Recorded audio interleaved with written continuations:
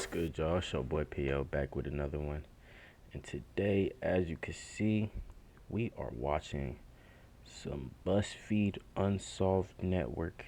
And this is called The Tragic Murder of JonBene Ramsey. And yeah. So basically, this is a story about a little 6-year-old girl that died, got murdered, obviously. And that's all I really know about it. So make sure you like, comment, subscribe, get your snack and enjoy. Let's get straight into it, man.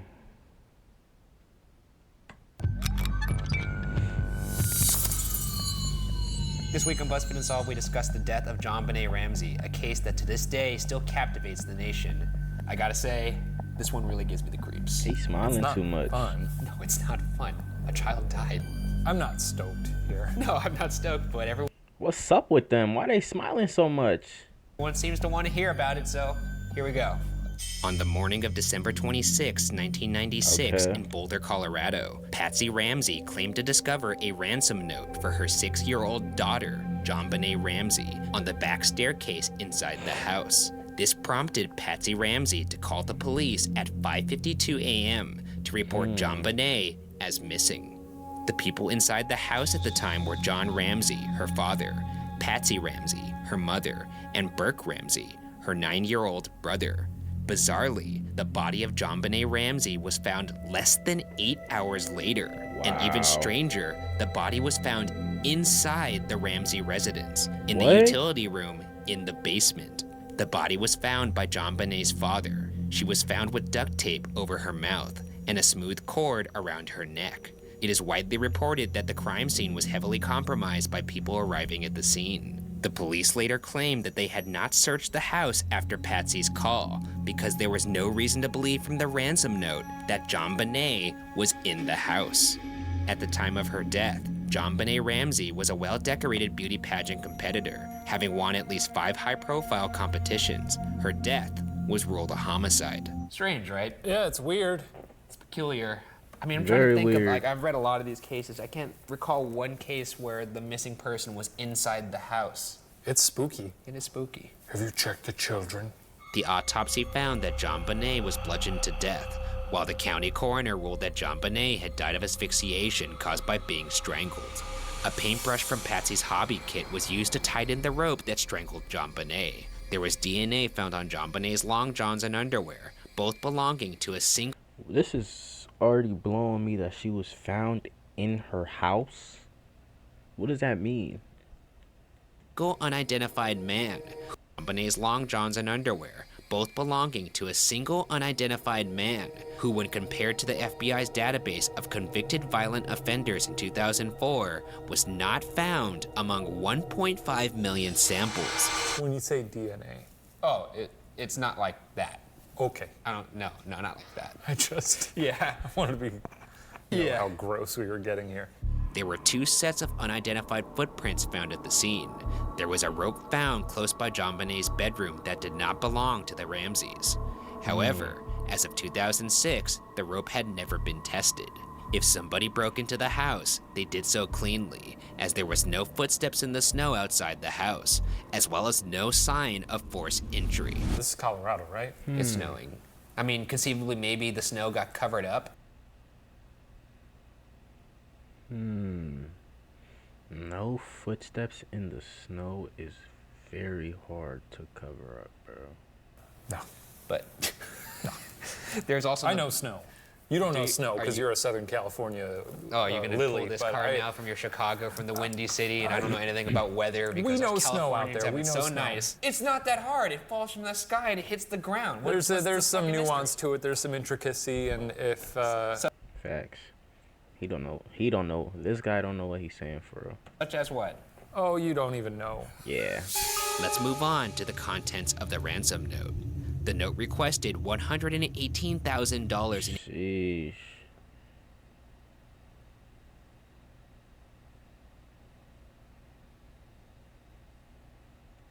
exchange for JonBene Ramsey. Strange. Why is that strange? Weird number. Oh, I guess it is very specific. Actually, we're going to touch on why that may be so specific. This is my later. detective brain. This is what I'm telling you about. I think it is. Did and that number I think stick out to you the first time? It did, but I think you're tooting your own horn a little bit too much. Shame the brain. Okay. With the exchange to take place the 118,000 next is a day weird between number. 8 and 10 a.m. Wow. The highly scrutinized note Wait. So when did she die? The 26th? That's literally today. to take place the next day between 8 and 10 a.m. The highly scrutinized note starts with, quote, Mr. Ramsey, listen carefully. We are a group of individuals that represent a small foreign faction. We respect your business, but not the country that it serves, end quote. A strange declaration that would ultimately lead nowhere. If you're sending someone a ransom note, I would imagine you would want to put in as little detail as possible. That's true. I'm not going to say, Dear Mr. Ramsey, it's me, a tall fellow. It almost seems cartoony. Almost as if it was fake. Let's move on. Here's another excerpt. Quote, the two gentlemen watching over your daughter do not particularly like you, so I advise you not to provoke them. Speaking to anyone about your situation, such as police or FBI, will result in your daughter being beheaded. Jesus Christ. Yeah. What? It's That's a fucking crazy ransom word. note. You can try to deceive us, but be warned that we are familiar with law enforcement countermeasures and tactics. You stand a 99% chance of killing your daughter if you try to outsmart us. Follow our instructions, and you stand a 100% chance of getting her back. Fucking mathematician over here. I know, this guy is a smug piece I've crunched the numbers. I've run the permutations through my little computer, Can and we all of them continue say, the story? you're fucked. My murder laptop. Murder laptop. The letter was signed SBTC, initials that still remain a mystery. One curious fact is that the sum of $118,000 was close to the amount that John Ramsey received for a bonus that year. That's when you asked the question about the specificity of the number. Yeah, There it is. I've connected the two dots. You didn't connect shit, but I've connected them. however, the most connected chilling that. fact about the ransom note was that it was determined that the note was written using pen and paper from inside the house. What's up, bro? Okay, so this is heavy. While this detail is absolutely horrifying, it also brought a lot of suspicion into the integrity of the note. This suggests that the killer somehow entered the house, wrote the note inside, and for some reason then killed JonBene Ramsey after writing a ransom note. All of this occurring while the other three Ramsey family members were inside the house. I feel like I've been in some big houses where you could be at one end, someone in the other end could be straight up murdering a human being and you wouldn't even know. Would you take that kind of a risk as a killer to do all these weird little things inside the house? Yes. Analysis of the notepad used suggested that a practice letter was written, and part of a practice note was found. There were spelling errors in the letter on words thought to be easy, like possession, yet some wonder how words such as attaché, with an accent on the E, were spelled correctly. Some believe this adds up to the letter being a hoax, and when combined with the lack of evidence of an intruder, this case becomes even more puzzling. Maybe the practice letter was just sort of, you know, when you write like a banner and you write with a big marker and then Oh, when you're suddenly making the big you've old got blue- like 3 letters to squeeze in at the end and it looks all shitty. Are you under the impression he wrote this in bubbly letters? No, I'm just saying maybe he was spacing it out. It's a notepad. He doesn't need to I space don't it know. out. Okay, then I don't understand the practice No, letter. neither do I. I'm That's the confused point. right now, Jesus, bro. I don't understand the beheading. What is that all about? With that, let's get into the suspects, starting with the Ramseys themselves. In the early goings of the case, the Ramsey family was under heavy scrutiny, given the suspicions of the ransom note's authenticity and the little evidence to suggest an intruder. The actual person responsible for the murder varies depending on who is theorizing. A recent television program claims that police theorized that Patsy accidentally killed JonBene.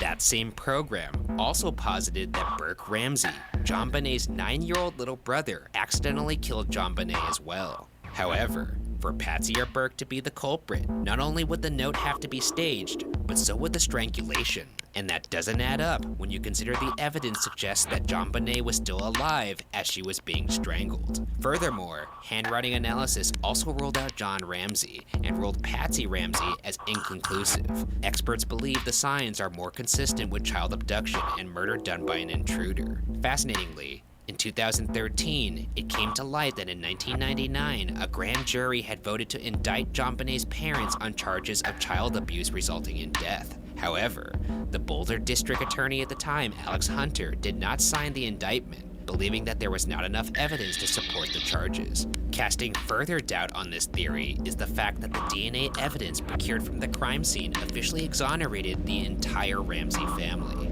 You could see why people would think it may be one of them in the family, though, because if it was indeed an accident, you would have to cover it up, you would have to write a note. Which brings us to our first non-Ramsey suspect, a local man named Bill McReynolds who had visited the Ramsey house 2 days before JonBene's murder. He sometimes dressed up as Santa Claus. His own daughter had been kidnapped 22 years before the JonBene murder. His wife had written a play about a child getting molested and then murdered in a basement. According to the Denver Post, this man felt close to JonBene. Here's a quote from him. Quote, "Her murder was harder on me than my operation. She made a profound change in me," end quote. McReynolds even brought a vial of glitter gifted to him by JonBene into heart surgery. The gift had been meaningful to him since no child had ever given him a gift while playing Santa. He even asked his wife to mix the glitter with his ashes if he were to die. I don't like this man. This also could be just the acts of a kind old man. It is up until him wanting her glitter mixed with his ashes. Fair. I tell you what, did he murder her? Maybe not. Is the glitter with your ashes a weird thing to ask for? It's the Absolutely. weirdest, That's yeah. very weird. I don't like that at all. No. I wish I didn't know it, but now it's in my brain. And now it's in all your brains, whoever's watching this. Deal with it. However, beyond these sensationalized details, which can also be interpreted as the acts of a friendly old man, there is nothing to suggest McReynolds as the murderer. The next suspect is Gary Oliva, a man who lived a few blocks away from the Ramsey home at the time of the murder. In 2016, Oliva was arrested on charges of child pornography. In December of 2000, Oliva was arrested on unrelated drug charges and was found to be carrying a photo of JonBene in his backpack. He What? explained why he had the photo to the Denver Post. Quote, "JonBene's murder touched me very deeply. I felt she was an exceptional girl whose death was an exceptional loss. I felt the need to build a monument, a shrine, to remember this little girl." Oh, I don't like End quote. Ryan, I know everybody wanted to hear about this case, but I don't want to anymore. I'm done. Okay. Touching on the suspect, What's this up? guy's very suspicious. Yeah, Ryan, he is. And it's gonna get worse. Why? A high school friend of Oliva named Michael Vale revealed in an interview with In Touch magazine that Oliva called him a day after the murder occurred and said, quote, "I heard a little girl, I heard a little girl," end quote. According to What? Vale, Oliva also revealed the location of where he had hurt this girl, Boulder, Colorado, after which Oliva hung up the phone. This is interesting if true because records show that no other girl other than JonBene was harmed in that area that night.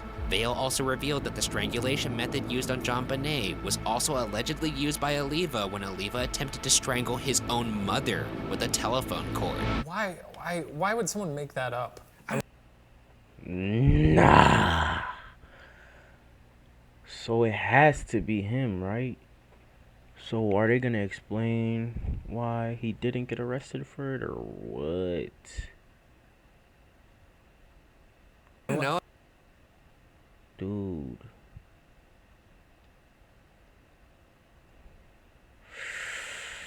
This story is crazy. Well, you gotta imagine these people, since the story's so sensationalized, they would get paid to give an interview, right? An exclusive, because it is an exclusive with In Touch, which we all know is the major true crime publication of the United States. Yeah. Nonetheless, Gary Oliva was also not a match to the DNA evidence. The final suspect is John Mark Carr. A divorce. You don't even like his name? Do you not like people No, with three names? I remember this fucking guy. Okay. A divorced father and elementary school teacher, Carr did not become a suspect until nearly 10 years after the murder, when he Wow. confessed to the murder via email to a journalism professor named Michael Tracy. Tracy had emailed back and forth with Carr for 4 years in order to gain his trust. That's good journalism. It's good journalism, but I mean, you gotta imagine 4 it takes a toll on you years, emotionally. dude. Yeah, to have a weird pen pal like that. Weird pen pal, yeah, that's a good way to say it. Bro, so he was acting friendly with him for 4 years. And he admitted to Just it? don't know what you say to someone for 4 years. I'll be Hey, like, do you know "Yeah." anything about that kid that got killed Yeah, in Colorado? no one's ever asked me if I murdered anyone. Maybe they're not asking the right questions. Tracy said this of the experience, quote, "You are reading and hearing a truly dark side of the human psyche, and having to pretend it's okay that I wasn't going to sit in judgment, because otherwise the communication would have stopped. This is the worst experience of my life by far. It was horrible." Wow.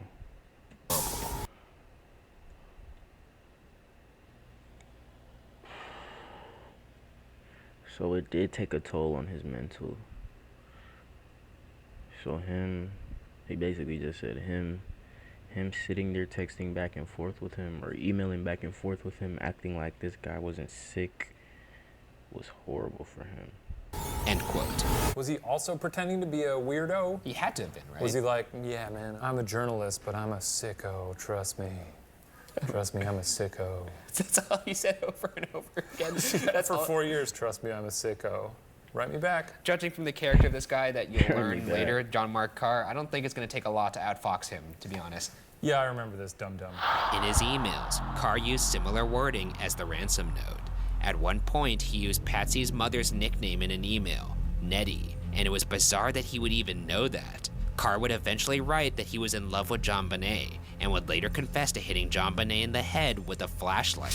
Here's some of the email. Quote, "She of course was asleep from the time that I took her from her bed and took her into the basement. Her first reaction was, 'Where am I?' And I said, 'You're in your basement.' She wasn't in that little room to be disgraced, and I would never disgrace her or dishonor her. She was there temporarily, and what really hurts me is that she stayed there, and that's where her father found her, and it's just a horrible thing." End quote. Bro, what? I'm just getting kind of bummed out and sad, but we'll keep going here. On August 16th, 2008, with the help of British intelligence, the Royal Thai authorities, and the U.S. Department of Homeland Security, they were able to track down Carr in Bangkok, Thailand, where he had traveled to from the U.S. to escape child pornography charges in California. A few months after this confession, Oh, this guy is sick. This guy is sick. Boulder County District Attorney Mary Lacey issued a formal apology to John Ramsey for the suspicion his family had lived with, and said that no one in the Ramsey family is considered a suspect. Carr's DNA did not match the DNA found on the scene, and he was not charged with the murder. So However, who is the it U.S. and how Department was he not charged and he admitted to of it? Homeland Security continued Why to did he investigate admit John to it? Mark Carr. He had always maintained that he had not acted alone. If you'll recall, there were 2 sets of unidentified footprints found at the scene. did It's they worth say mentioning that? that former Boulder Police Chief Mark Beckner, the lead investigator on the JonBene Ramsey case for a time, said in a Reddit AMA in regards to John Mark Carr that, quote, "His confession, once they shared it with us, did not match the evidence at the scene. We knew in about 18 hours he was not the guy. We were able to confirm he was not even in Colorado at the time by just doing some routine checking and then obtained photos of him in Georgia at the time."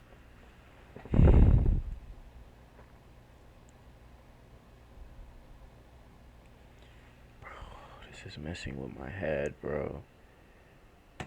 End quote. I think in all these cases, you just want justice to be served so badly that you just kind of want to just plug in the holes.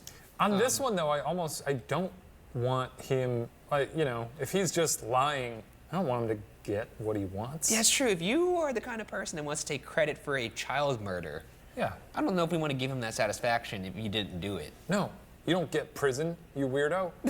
Now that we've looked at the suspects, I'd like to point out that in a recent CBS program, DNA expert Dr. Henry Lee, best known from the O.J. Simpson case, studied the DNA from the JonBene scene. Dr. Lee found that JonBene's underwear may have held transfer DNA from the manufacture process and proved this by testing an unopened bag of underwear, which also had foreign DNA on them. The CBS program concluded that the DNA from the crime scene was therefore fallacious, meaning that conceivably, any of the listed suspects could possibly be the killer. Oh, shit. So basically, it's just making the case even more open-ended than we already thought it was. Yeah, because DNA was ruling out a bunch of other people. Yeah, so it could conceivably be anyone. Well, what the fuck that are we means the doing here? DNA That's doesn't why it's even unsolved. matter. Why?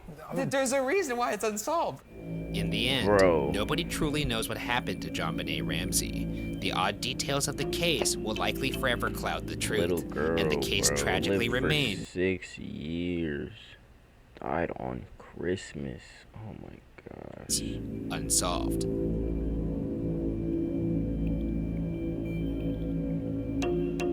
I can't say who I think did it. Our legal team has informed me that I can't chime in on that, so. But I will now blink to you in Morse code who I think did it. You don't know Morse code. He doesn't know Morse code. Well, everyone who knows Morse code knows who I thought did it. So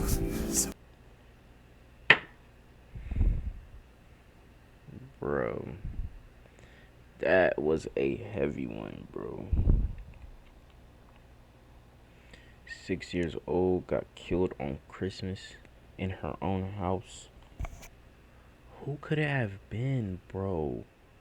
The note was written in her house. She died in her house. She died while she was alive. Oh my goodness, bro. Crazy story, bro. Let me know if y'all like these type of like unsolved murder mystery type videos, man. Make sure you like, comment, subscribe. Go enjoy some more videos on the channel. This video hit different, bro. It's your boy P.O. and I'm gone.